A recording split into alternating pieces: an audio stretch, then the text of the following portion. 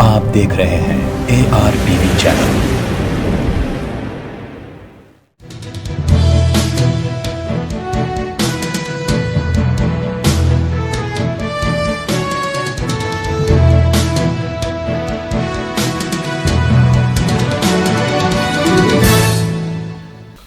अस्सलाम वालेकुम नाजरीन, आप देख रहे हैं ARTV पर खबरनामा। मजलिस इत्तेहादुल मुस्लिमीन के रुकन पार्लिमान बैरिस्टर सदरुद्दीन अवैसी ने पार्टी के अरकान असम्बली और दीगर कायदीन के साथ तारीखी उस्मानिया दवाखाना पहुंचकर यहां का दौरा किया, जिसके बाद उन्होंने मीडिया से खिताब करते हुए हुकूमत से मुतालबा किया कि दवाखाने की इमारत मकतूस हो चुकी है, जिसकी वजह से तिब्बी अमले और मरीजों को काफ़ी मुश्किलात का सामना है। तारीखी बिल्डिंग को किसी तरह की गजीद पहुंचाए बगैर नई इमारत की तामीर को यकीनी बनाया जाए। उन्होंने हुकूमत से मुतालबा किया है कि इस इमारत के लिए 1000 करोड़ रुपए मख्तस किया जाए। दो अराकीन कानून साज काउंसिल और मजलिस के अराकीन बल्दिया, हमने ये एक 100 साल पुरानी इमारत है, एक इदारा है। उस्मानिया मेडिकल कॉलेज ना सिर्फ भारत में बल्कि पूरी दुनिया में उसका नुमाया मुकाम है। उस्मानिया मेडिकल कॉलेज से जो डॉक्टर्स निकले वो दुनिया के कोने कोने में अपने अपने फील्ड में एक्सपर्ट्स हैं, माहिर हैं। आज ये उस्मानिया मेडिकल कॉलेज बिल्कुल खस्ता हाल में आ चुका है। हॉस्पिटल पुरानी हेरिटेज की बिल्डिंग बंद होने की वजह से, क्योंकि वो डिलैपिडेटेड कंडीशन में आ गई, उसमें करीब 600 बेड थे, 30 ऑपरेशन करने के बेड वहां पर टेबल्स थे, वो बंद होने की वजह से, और साल में यहां पर 90,000 सर्जरीज होती थी, अब सिर्फ 44,000 सर्जरीज हो रही। 250 इनटेक है अंडर ग्रेजुएट का, पीजी के स्टूडेंट्स है 600 आते हर साल। तो ये तमाम हालात, और कोविड के बाद आवाम ने देख लिया कि कोविड की वजह से कितना माली बोझ, कितना मॉनिटरी बोझ तमाम आवाम पर पड़ा। पहली वेव में भी उस्मानिया हॉस्पिटल में कोविड का डेजिग्नेटेड सेंटर बनाया गया था, बेहतरीन यहाँ पर इलाज भी हुआ, लोगों की मौत भी हुई। मगर अब हालात इतने बुरे हैं कि अगर आज गवर्नमेंट ऑफ तेलंगाना एक नई उस्मानिया की हॉस्पिटल की बिल्डिंग नहीं बनाएगी तो और गरीब लोगों का नुकसान इसमें होगा। हम तेलंगाना हुकूमत से इस बात का मुतालबा करते हैं, डिमांड करते हैं चीफ मिनिस्टर से कि वो फौरन उस्मानिया मेडिकल कॉलेज की नई बिल्डिंग का ऐलान करें। ये बड़े अफसोस की बात है कि चीफ मिनिस्टर ने शहर के अतराफ में 3 हॉस्पिटल्स में मेडिकल कॉलेज के क़याम का ऐलान किया और वहां पर उस्मानिया के लिए बिल्डिंग का ऐलान नहीं किया। और बार बार हमको ये पूछा जाता है कि नहीं वो हेरिटेज की बिल्डिंग। हम चीफ मिनिस्टर से साफ और वाज़े अल्फाज में कहना चाहते हैं हुकूमत से, आप वो हेरिटेज की बिल्डिंग को रखना चाह रहे रखिए, उसको डिमोलिश करना चाहते डिमोलिश करिए, हमको उससे मतलब नहीं। हमको मतलब है उस्मानिया में आप एक नई उस्मानिया हॉस्पिटल में एक नई बिल्डिंग को बनाइए, 30 लाख स्क्वायर फीट की लागत से एक नई बिल्डिंग को बनाइए। 1000 करोड़ रुपए लगता है तो लगाइए, क्योंकि चीफ मिनिस्टर किसानों के लिए मिशन भगीरथा के नाम पर करोड़ों रुपए का बेहतरीन काम किए हैं। मगर आज कोविड के बाद से कोई हेल्थ एक पॉलिटिकल इशू बन चुका है और कोई भी गवर्नमेंट बगैर हेल्थ को सस्टेन करे, अस्पतालों को सही करे। कल हम जब आवाम के पास जाएंगे तो वहां हमसे पूछ रही है कि क्या हमारे लिए हॉस्पिटल का इंतजाम किया आपने।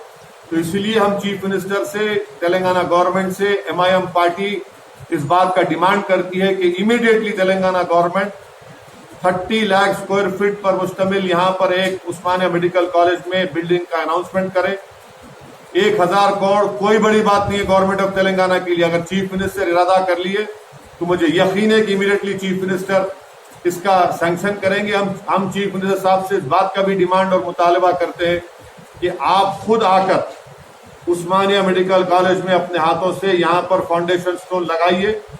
और एक बहुत अहम काम है, क्योंकि ना सिर्फ हैदराबाद बल्कि साउथ तेलंगाना है, पुराना रंगारेड्डी डिस्ट्रिक्ट है, पुराना महबूब नगर का जिला है, और कर्नाटका और महाराष्ट्र से जो इलाके तेलंगाना को लगते हैं वहां के भी पेशेंट आते हैं, हजारों पेशेंट आते हैं। आप चल नहीं सकते यहाँ पर, तो इसलिए वक्त का तकाजा है, नीड ऑफ द आवर है कि तेलंगाना की हुकूमत फौरन उस्मानिया मेडिकल कॉलेज के लिए एक नई बिल्डिंग का सैंक्शन करे जो 30 लाख स्क्वायर फीट पर मुश्तमिल होना चाहिए, और नई बिल्डिंग जो बनाई जाएगी वो हेरिटेज बिल्डिंग का आर्किटेक्चर की तरह होना चाहिए। नाम नहीं बदलना चाहिए, उस्मानिया का नाम के ऊपर कोई कॉम्प्रोमाइज नहीं होगा। नाम भी होगा तो उस्मानिया हॉस्पिटल के नाम से होगा, वो इसमें कोई काम हम ना नाम पे कॉम्प्रोमाइज कर सकते ना आर्किटेक्चर पर। हेरिटेज की बिल्डिंग है, वो कुछ काम की नहीं है, खाली वो दिखाकर आप पब्लिक को तकलीफ पहुंचा रहे हैं। आप उसको नई बिल्डिंग आप कंस्ट्रक्ट करिए। ये MIM पार्टी का चीफ मिनिस्टर और तेलंगाना गवर्नमेंट से हमारा ये डिमांड है, और इंशाअल्लाह ताला हम एक जाकर चीफ मिनिस्टर से मिलकर भी इस बात का उनसे डिमांड करेंगे। शुक्रिया। सर 2015 में फलकनुमा में मौजूद अंसारी रोड मुस्तफ़ा नगर में पुलिस ने दौरा करते हुए लॉ एंड ऑर्डर का जायजा लिया। आइए देखते हैं इसके कुछ झलकें।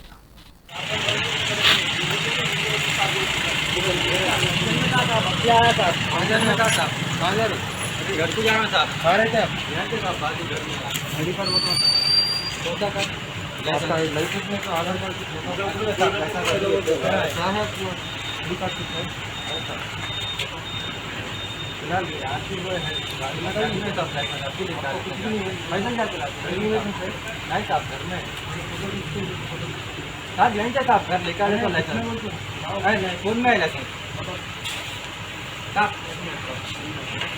माफी चाहता हूँ कंप्लेन तो पहले आने आया था।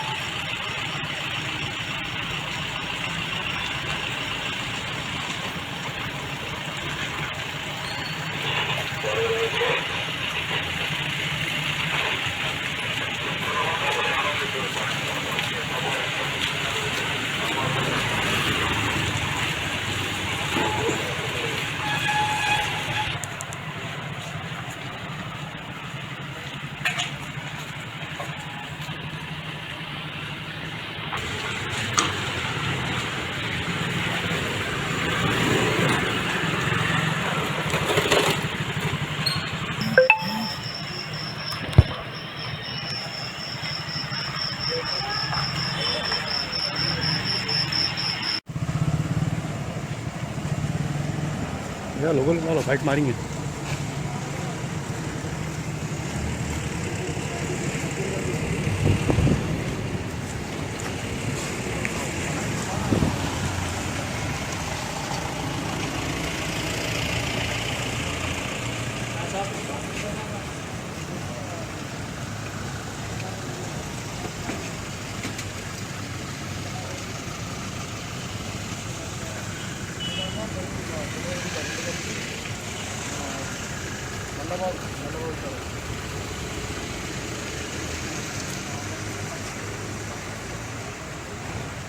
सन्नानगुटे में मौजूद नूरी नगर में सरखे की संगीन वारदात पेश आई। रात के अंधेरे में सारिखों ने एक घर में सरखा करते हुए 3 तोले तिलाई जेवरात, 30,000 रुपये नकद रकम और एक सेल फोन का सरखा करते हुए राह फरार अख्तियार कर ली। पुलिस ने इस सिलसिले में केस दर्ज रजिस्टर करते हुए तहकीकात का आगाज कर दिया है। అంటే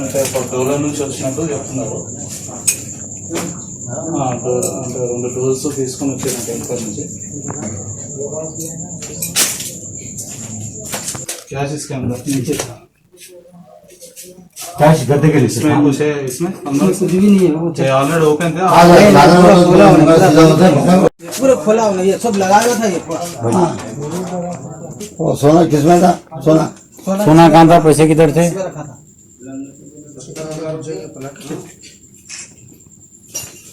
सोना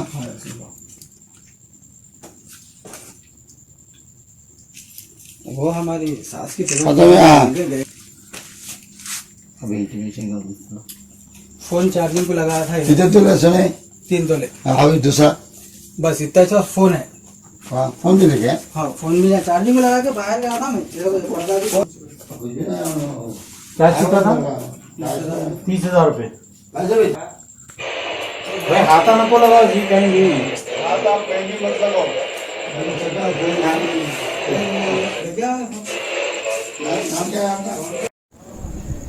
मेरा नाम आजम है, बल्लाकोड़ा नूरी नगर पे रहता हूँ मैं। खाना खाने गया था। मैं आने के बाद में घर का ध्यान खाना खुला दिखा तो मैं अंदर जाके देखा तो पूरा सामान बिखरा हुआ है। पूरे अलमारी के पटा सब खुले हैं, पूरा सामान गिरा हुआ है। और मैं चेक करने के बाद में मेरे को पूरा मालूम हुआ ये 30,000 रुपये मेरे थे रखे हुए, वो भी चले गए। और सोना 3 तोले था वो भी गया। और फोन चार्जिंग पे लगा हुआ था वो भी लेके चलेगा। आप पुलिस को इत्तला करे सर? जी हाँ, पुलिस को इत्तला करा मैं। वो देखने के बाद अभी पुलिस वाले आए हुए अभी देख रहे हैं। आपकी फैमिली कहाँ है? मेरी फैमिली में गई हुई है डिस्ट्रिक्ट को। डिस्ट्रिक्ट में कहाँ पर? जगत्याल। मैं अदबन गुजारिश कर रहा हूँ पुलिस वालों से, मेरा जो भी सामान गया है, पैसे सोना ये सब फोन मेरे को दिला दीजिए, बस मेहरबानी होगी। North zone task force police ने ऑनलाइन धोखाधड़ी में मुलविस एक शख्स को गिरफ्तार कर लिया है। बताया जाता है कि BK कृष्णा गौड़ जो सोशल मीडिया के जरिए लोगों से रब्त पैदा करता था और उनका फ़ोन नंबर हासिल करते हुए CM दफ्तर से अपने ताल्लुकात होने का दावा करता और उन्हें उनके काम करवाने का वादा करके उन्हें लूट लिया करता था। पुलिस ने इसे गिरफ्तार कर लिया है। शहर हैदराबाद में इंटरनेशनल योगा डे के मौके पर मुख्तलिफ इलाकों में योगा का एहतमाम किया गया। अमीरपेट में मौजूद हिंदू पब्लिक स्कूल के अलावा बलकमपेट कम्युनिटी हॉल में मौजूद किए गए प्रोग्राम्स में BS सुंदर कॉरपोरेटर अमीरपेट के सल्ला ने शिरकत की। इस मौके पर N Srinivas Gaur, K Raju Gaur, M चारी और दीगर मौजूद थे। ఎక్కడైతే ఎందుకు ఈ బీజం యోగా అన్నది ఎందుకు వచ్చింది, ఎందుకు ఈ డేట్ పెట్టారు అన్నది కూడా ఇంత వివరణగా మనకి చెప్పి చాలా మందికి మనం అనుకుంటున్నామే తప్పితే దాని గురించి వివరణ ఎవరికీ తెలియని విషయాలు మనం తెలుసుకోవడం అంటే మనకి సముద్రంలో మనం ఒక నీటి పట్టు అలాంటిది ఇది ఒక పెద్ద ఓషన్ కాబట్టి ఎప్పుడన్నా సరే పెద్దవాళ్ళు ఏదైనా చెప్పారు అంటే దాంట్లో ఎందుకు చెప్పారు అని ఒక్క క్షణం దాని గురించి విన్నప్పుడు దాని గురించి ఆలోచిస్తే అది ఆటోమేటిక్గా మనలో కూడా ఇమిడుతుంది. ఆ ఇమిడించుకున్నప్పుడే మనం దాన్ని ముందుకు తీసుకెళ్ళగలుగుతాం. Thank you Ramesh madam. అందరూ కోవిడ్ నిబంధనలను పాటించండి. భూమధ్య రేఖకి మధ్య భాగంలో ఉన్నటువంటి కాబట్టి ఒక నిమిషము, ఒక సెకండ్, ఒక సెకండ్ కూడా తేడా లేకుండా ఎన్ని గంటలు పగలు ఉంటుందో అన్ని గంటలు రాత్రి ఉంటుంది అన్నమాట. ఇందుకు ఇది దీనికి ఇంకొక కారణం ఉంది. మన యొక్క ఆరోగ్యపరంగా చూస్తే మనము ఉత్తరాయణం నుంచి దక్షిణాయనంలోకి వెళ్తాము. అందరికీ తెలిసిందే, మనకు 2 ఆయనమాలు ఉన్నాయి కదా. సంక్రాంతి ఒకటి వస్తుంది, మళ్ళీ బోనాల పండుగ వస్తుంది, అందరికీ తెలిసిందే కదా. సో సంక్రాంతి పండుగ అప్పుడు ఉత్తరాయణం వస్తుంది, బోనాల పండుగ ఎప్పుడు వస్తుంది, దక్షిణాయనంలో వస్తుంది. సో ఈ ఋతువు మారేటప్పుడు అంటే ఒక్కసారిగా మనకి ఎండలో వసంత ఋతువు, గ్రీష్మ ఋతువు నుంచి ఒక్కసారిగా వర్ష ఋతువు మారేటప్పుడు दुनिया भर में आज योगा डे मनाया गया।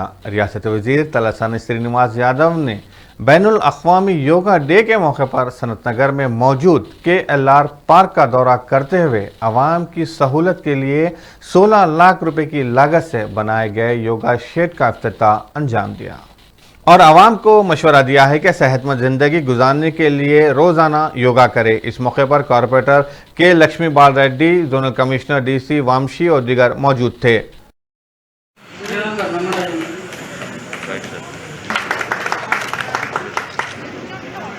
మా బాధ్యతలు పెంచుకున్నాము. మంత్రి గారు ఇందాక విన్నవించుకు మేడం గారు అనంతరెడ్డి గారు ఈ యొక్క ఈవెంట్ ఈ షెడ్ యొక్క కలర్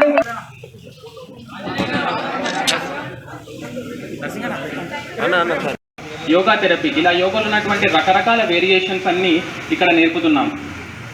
అలాగే రాష్ట్రీయ అంతర్రాష్ట్రీయ యోగా కాంపిటీషన్స్లో కూడా పార్టిసిపేట్ చేసి సీనియర్ సిటిజన్స్ అదేవిధంగా యువకులకు టీచర్స్ అందరికీ పేరు పేరున మనస్ఫూర్తిగా అభినందనలు తెలియజేస్తా ఉన్నా.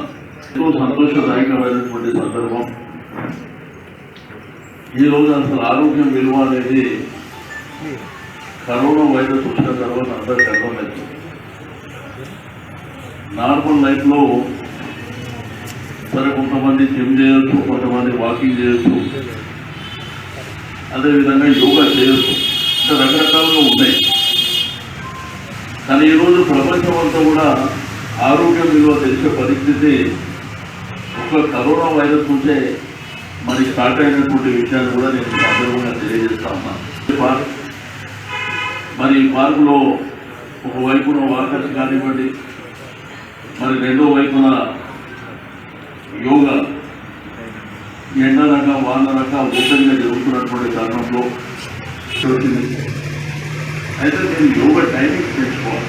1 గంట పొద్దున 1 గంట కాకుండా మూడు ఇక్కడికి వస్తుంది కాబట్టి కొంత సీనియర్ సిటిజన్స్ ఒక బ్యాచ్ పెట్టుకొని, అదేవిధంగా మిగిలిన వాళ్ళకు ఒక బ్యాచ్ పెట్టుకొని, లేడీస్ కూడా మీరు సపరేట్గా పెట్టుకొని చేసుకుంటే టైమింగ్ మార్నింగ్ ఇప్పుడు 6 to 8 చేసుకోవడం వల్ల వచ్చే ఇబ్బంది ఉండదు. नीलोफर हॉस्पिटल से मुतफ़ल MNJ कैंसर हॉस्पिटल में अगर आपको मुआयने कराना हो तो यहाँ पर आपकी जेब ढीली हो सकती है। आइए देखते हैं वो कैसे। इस दवाखाने में खान की दवाखानों से ज़्यादा फीस उसूल की जा रही है। आपके स्क्रीन पर मौजूद ये वो बिल्स है जिसे MNJ कैंसर हॉस्पिटल में उसूल किया गया, जबकि तेलंगाना गवर्नमेंट ये दावा करती है कि हैदराबाद में 26 डायग्नोस्टिक सेंटर खोले जाएंगे जहां पर आवाम के मुफ्त मुआयने होंगे। अब इन बिल्स को देखने के बाद हुकूमत के दावे खोखले साबित होते हैं। आइए देखते हैं इस बारे में CPIM लीडर का क्या कहना है। ఆర్టీఐ ద్వారా మేము అడిగిన సమాచారంలో ఎంఎన్జే డైరెక్టర్ గారు ఇచ్చిన వివరాలు చూస్తే 41 కోట్లు వచ్చినట్టు చూపిస్తుంది. కానీ అదే ఆరోగ్యశ్రీ ట్రస్ట్ వాళ్ళు ఆర్టీఐ కింద ఇచ్చిన 92 కోట్లు ఇచ్చినట్టు చెప్పారు. మరి వాళ్ళు 51 కోట్ల డిఫరెన్స్ గత 5 ఏళ్లలో కనిపించింది.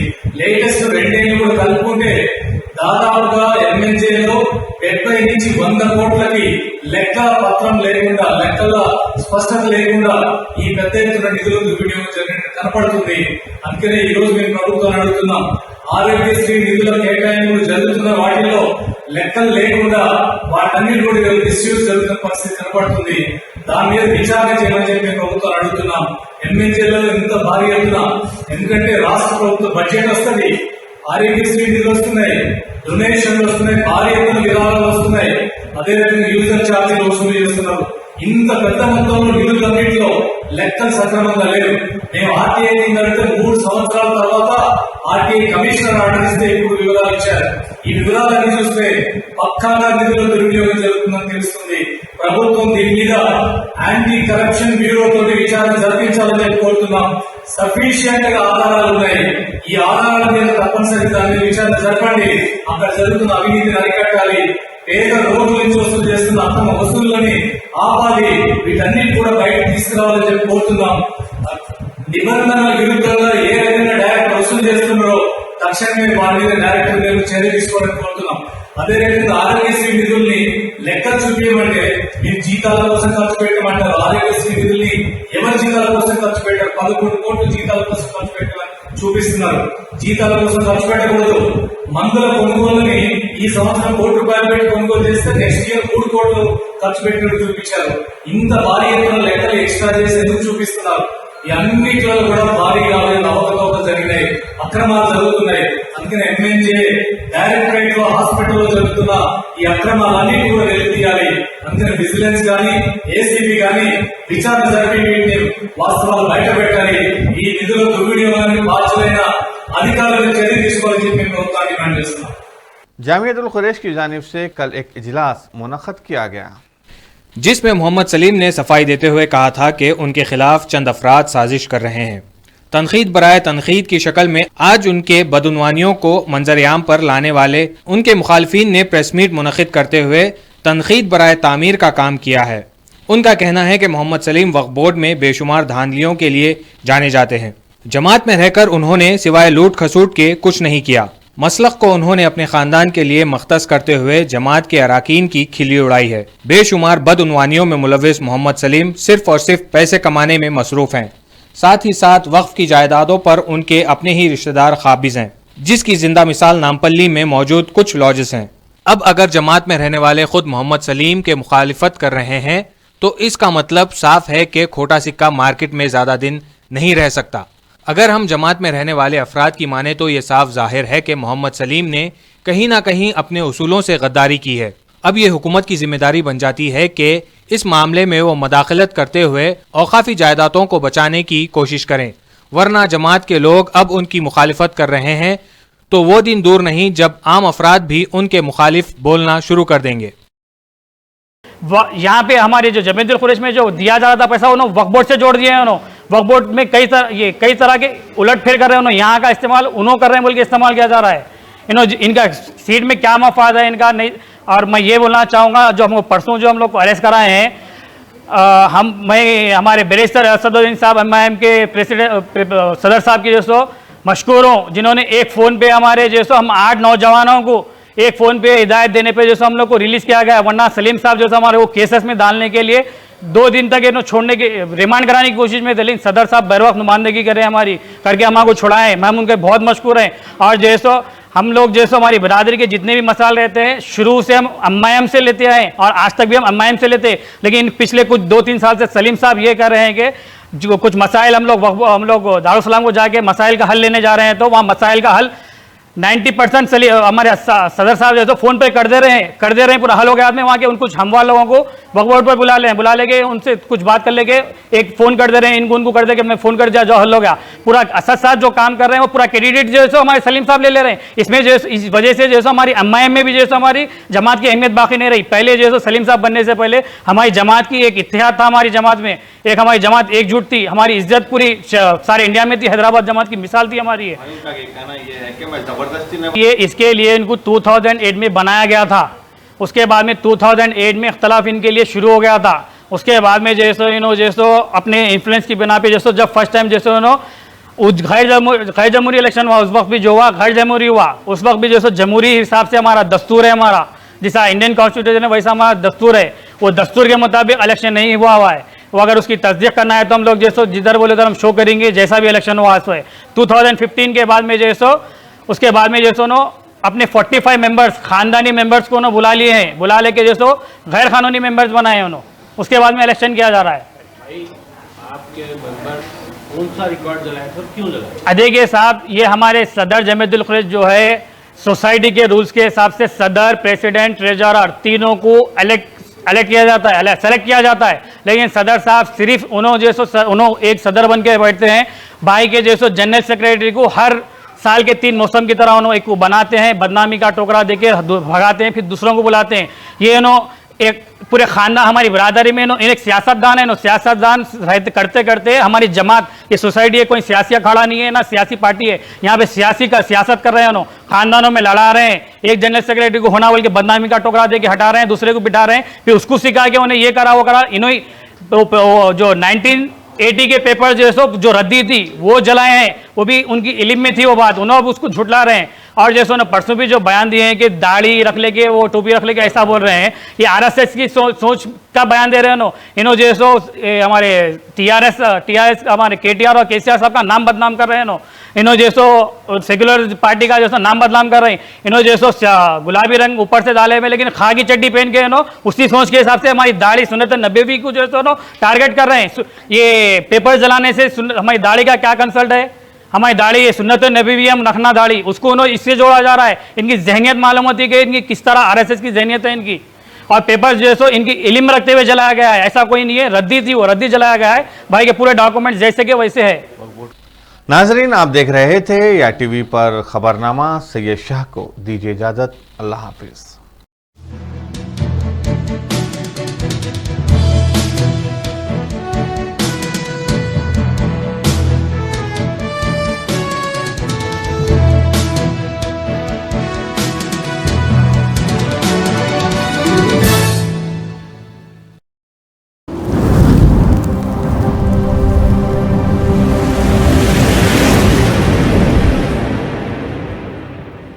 You are watching ARTV channel.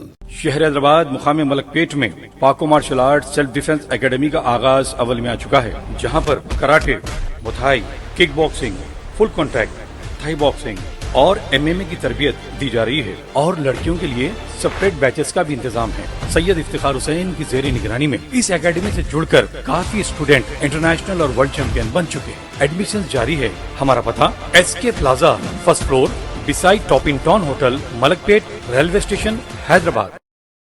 तस्वीरें खींचना भी कहलाता है फनकारी, क्योंकि तस्वीरें बोलती हैं। तकारीब, शादी ब्याह या फिर रिश्ते के लिए हो आपको तस्वीरें बनवाना, चले आइए AR cam and snap studio. मर्दाना वजाहत को करना हो आश्कार या फिर खूबसूरती को करना हो तस्वीरों में दोबाला, खिंचवाएं अपनी तस्वीरें प्रोफेशनल से, जिनके हाथों और कैमरे का हुनर आपको कर देगा हैरान। वीडियोग्राफी और फोटोग्राफी के लिए सारे शहर में मशहूर, जहां किया जाता है उम्दा कागज का इस्तेमाल। AR cam and snap studio तमाम तरह की वीडियो फोटोग्राफी के लिए रब्त पैदा करें इस नंबर पर 9246241118। पता AR cam and snap studio, Malakpet, Hyderabad.